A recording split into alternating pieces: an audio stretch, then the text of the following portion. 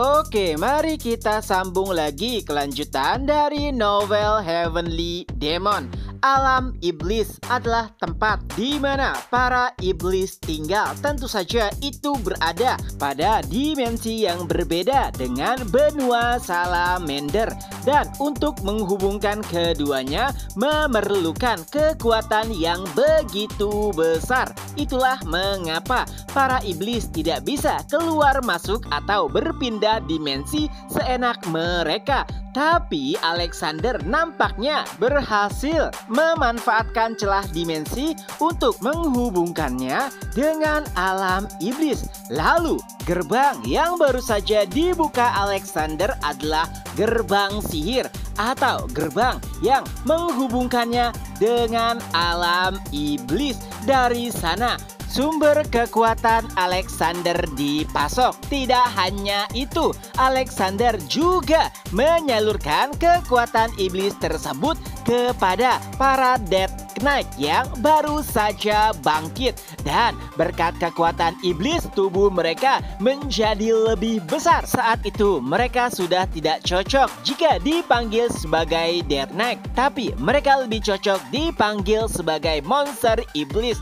Dan Alexander memerintahkan anak-anaknya untuk menyerang Roman Dimitri. Ribuan monster iblis pun bergegas menuju Roman seperti hewan buas yang sangat kelaparan. Tapi tentu saja Roman sama sekali tidak bergeming. Menggunakan teknik pedang surgawi, ia pun menebas para monster iblis yang tengah mengincarnya. Tapi sayangnya mereka terus saja beregenerasi setelah ditebas oleh Roman, karena sumber kekuatan mereka berasal dari alam iblis dan pintu alam iblis tengah terbuka. Itu berarti mereka sama seperti makhluk abadi. Di sisi lain, Alexander nampaknya tengah berfokus menyaksikan pertarungan Roman. Kala itu ia sangat meyakini bahwa memang Roman adalah makhluk terkuat di muka bumi.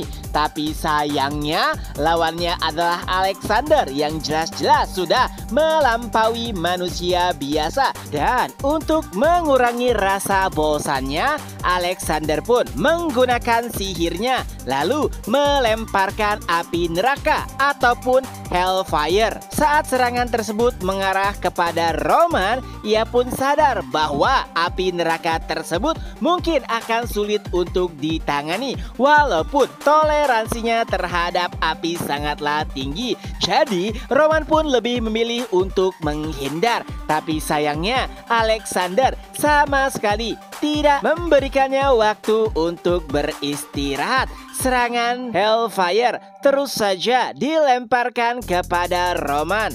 Hingga pada akhirnya Roman pun mulai mengingat sedikit kehidupannya saat menjadi Chunma Baekjun-hyuk. Dan nampaknya serangan Hellfire seperti serangan yang sangat familiar di kehidupan sebelumnya.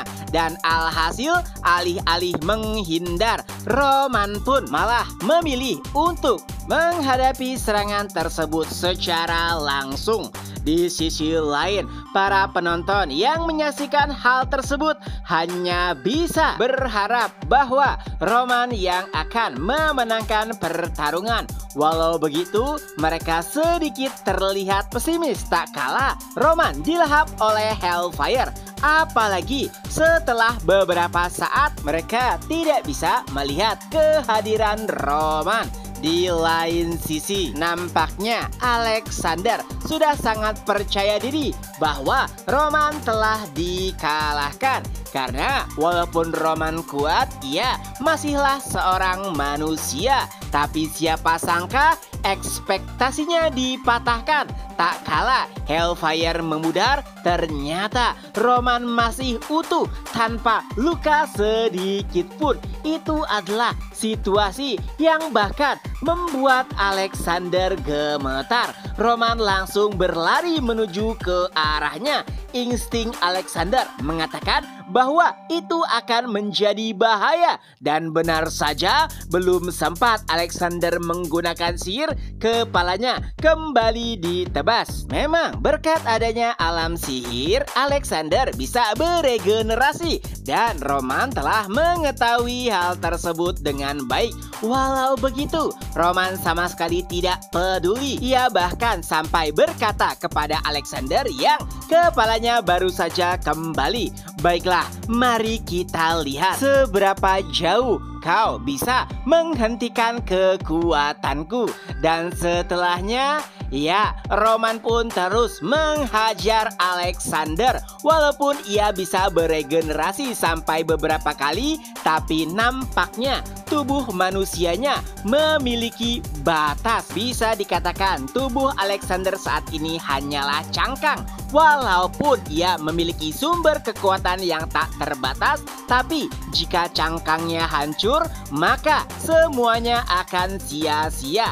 Saat itu Alexander bahkan sampai memuntahkan darah. Itu adalah situasi yang tidak pernah ia bayangkan. Adapun Roman, nampaknya ia sedikit kecewa. Roman kembali berkata kepada Alexander, "Apakah cuma segini? Jika ya, itu sedikit mengecewakan. Tapi dari awal aku juga sudah bisa memprediksinya." Baiklah, sekarang mari kita lihat apakah orang-orang di belakangmu yang berasal dari alam iblis bisa lebih membuatku puas. Dan Roman pun mengambil alih kesadaran Alexander. Ia menelusuri ingatannya untuk menggali informasi terkait dengan alam iblis lebih dalam. Dan nampaknya Alexander juga sudah pasrah. Tapi itu juga membuatnya bisa melihat sedikit informasi terkait masa lalu dari Roman Dimitri. Ada hal yang membuatnya sangat penasaran. Siapakah ia gerangan? Kenapa Roman begitu kuat? Hingga pada akhirnya sebuah nama mulai terfikirkan. Chunma Baekjonghyuk itu adalah nama yang tidak pernah ia bayangkan dan bahkan tidak berani ia bayangkan. Sedikit flashback saat masih berada di dunia murim, Alexander atau Kim Pak-sun adalah warga jelata biasa. Ia hanya seorang petani yang hidup di bawah pegunungan seribu. Bisa dikatakan mereka adalah rakyat di bawah pimpinan kultus iblis. Selain bertani, ia seringkali minum di sebuah kedai dan mendengar cerita orang-orang terkait dengan kehebatan para pejuang di dunia murim. Jujur saja, saat itu Kim Pak-sun bahkan tidak mengerti sama sekali terkait hal-hal yang berkaitan dengan dunia murim. Hanya saja karena ia tinggal di bawah pegunungan seribu, ia tahu siapa itu Chunma dan apa itu kultus iblis. Tapi saat mendengar orang-orang berbicara tentang kekosongan atau itu adalah kondisi di mana seorang pejuang bisa melayang di udara, itu membuat Kim Pak-sun tertawa.